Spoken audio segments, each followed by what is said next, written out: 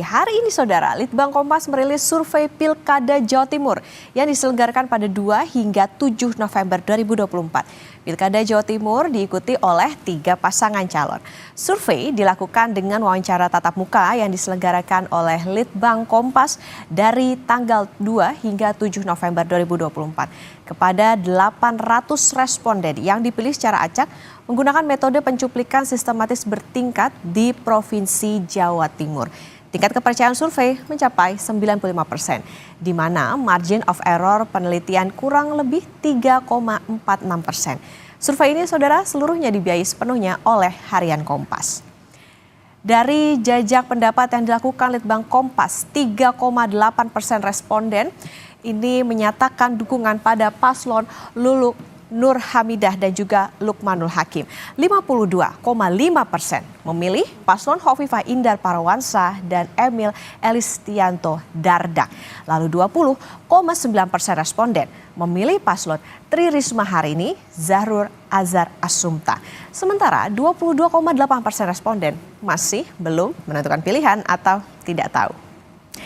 Dan saudara sudah hadir di studio peneliti Litbang Kompas Vincentius Gitiarko. Mas Vincent.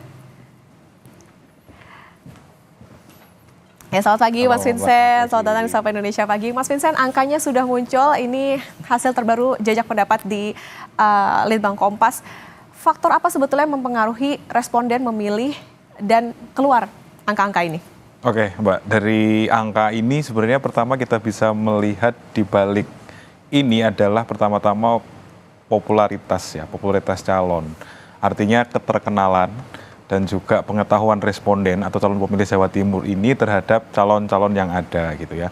Nah, kenapa untuk sementara ini pasangan nomor urut 2 Hovifah dan Emil ini mendapatkan angka elektabilitas tertinggi itu karena memang dalam perjalanannya pasangan ini yang lebih dulu firm dicalonkan ya dibandingkan 2 paslon yang lain. Lalu keduanya juga merupakan petahana ya. Mereka kan adalah pemenang pemilu di tahun 2018 sehingga masyarakat Jawa Timur itu lebih mengenal gitu, sudah mengenal terlebih dahulu sosok-sosok ini. Barulah disusul dalam waktu yang relatif singkat ya dalam perjalanannya 2 paslon yang lain ini begitu. Oke, Mas Vincent, ini artinya berarti top of mind-nya warga Jawa Timur itu juga dipengaruhi oleh ini ya, timingnya mereka ketika dicalonkan begitu? Betul, iya. Jadi sebenarnya kalau kita tarik ke belakang, kita kan Litbang Kompas juga pernah melakukan survei di tengah tahun ya, sekitar bulan Juli, ketika calon itu kan sebenarnya masih berdinamika.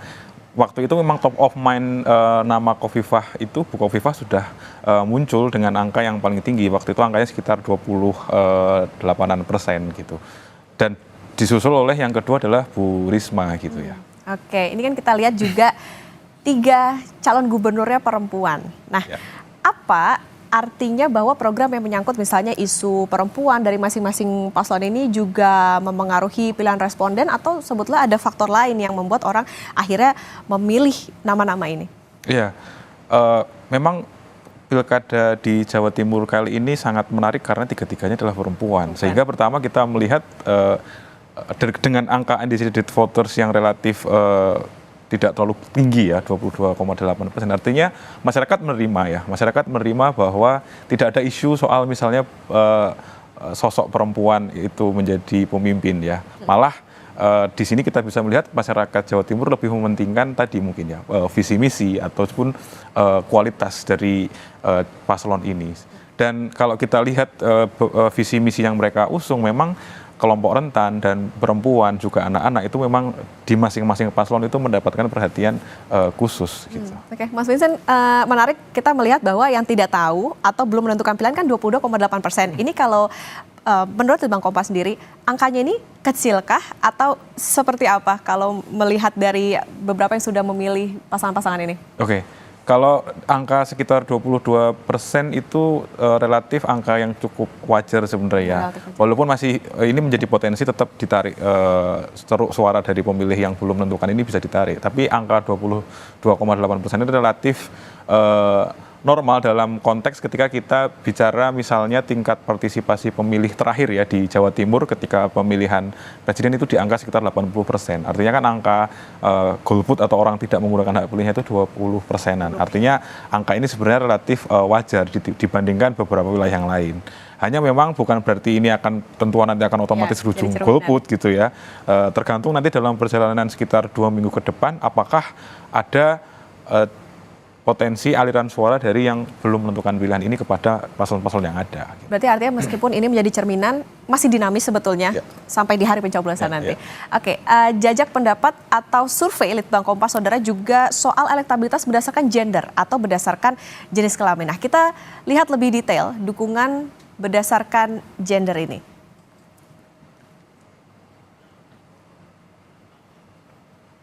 Nah, Mas Vincent, mungkin ada yang bisa dijelaskan terkait dengan ini, apa sebetulnya mungkinkah ini ada hubungannya kah antara gender dengan pilihan mereka untuk memilih cagup dan cawagup masing-masing ini? Oke.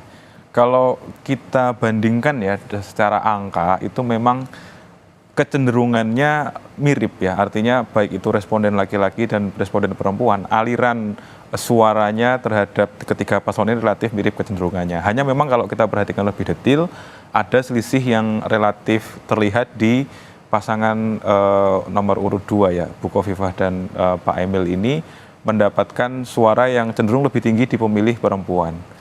Kalau kita baca sebenarnya selain memang ketiga calon ini adalah perempuan, tapi mengapa suaranya lebih cenderung ke Bu Khofifah? Karena memang beliau kan adalah Ketua Muslimat NU ya, yang ini adalah organisasi perempuan dan itu sudah sangat cukup panjang ya dalam masa jabatannya, sehingga ini menjadi modal sosial ya, modal sosial yang penting bahwa pemilih perempuan itu mengarahkan dukungannya kepada Khofifah. Tapi kalau kita lihat dari pemilih juga pemilih laki-laki bahwa kecenderungannya sama, misalnya tingkat undecided votersnya juga mirip gitu ya, ini menunjukkan bahwa mereka yang berjenis kelamin laki-laki pun para calon pemilih ini tidak ada isu soal apakah pemimpin itu harus perempuan atau laki-laki atau perempuan begitu. Artinya masyarakat di Jawa Timur secara umum cukup rasional dalam melihat calon pemimpinnya. Artinya mereka lebih mengedepankan soal kualitas, soal kinerja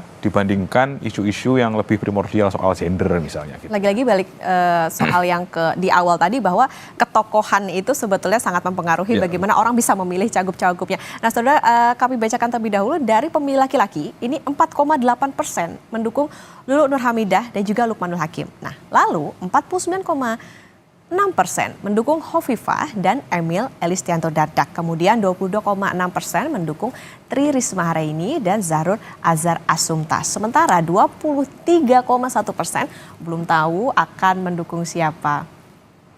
Nah, dari pemilih perempuan, saudara, 2,8% mendukung paslon Luluk Nur Hamidah Lukmanul Hakim. Lalu 55,4% mendukung Khofifah Emil Elistianto Dardak.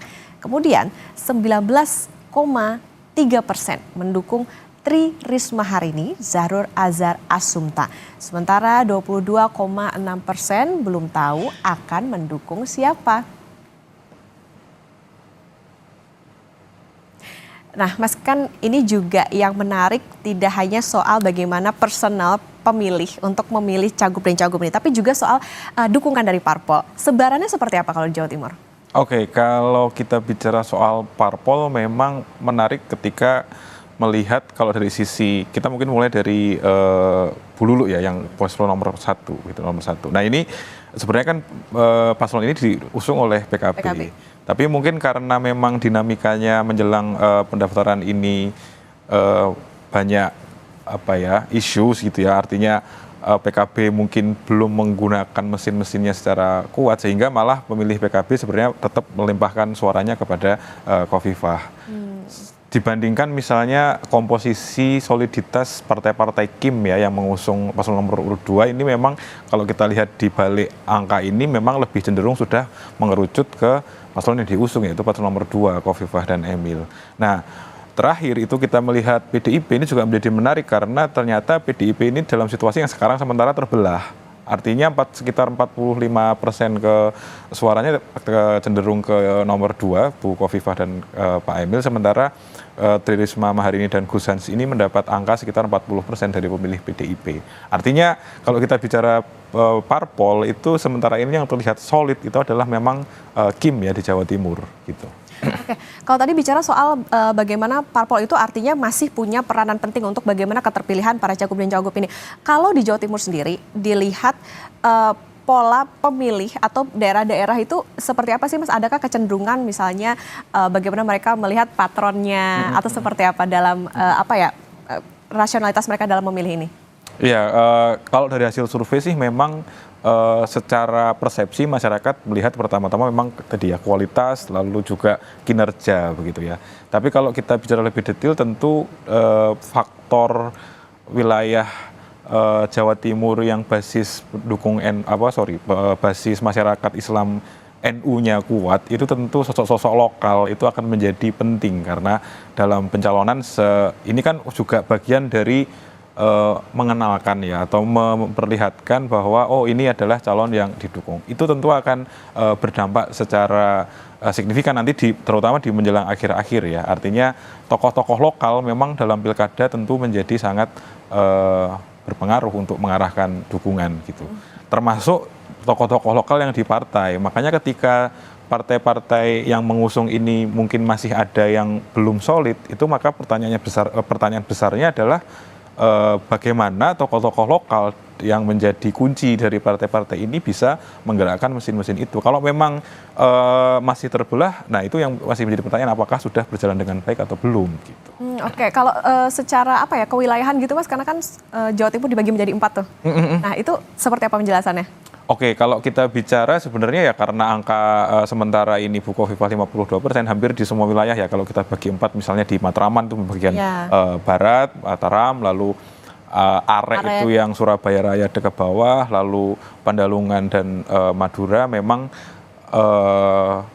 suaranya cenderung mengalir ke Bukofifa ya. Merata Kofifa. Tapi memang persaingan cukup sengit itu terjadi di wilayah Are ya, yang Surabaya Raya dan juga sedikit ke bawah Malang dan mungkin sebagian kecil di Pasuruan. Ini karena memang kan secara basis pemilih partai wilayah ini memang basis pemilihnya adalah basis suaranya adalah PDIP.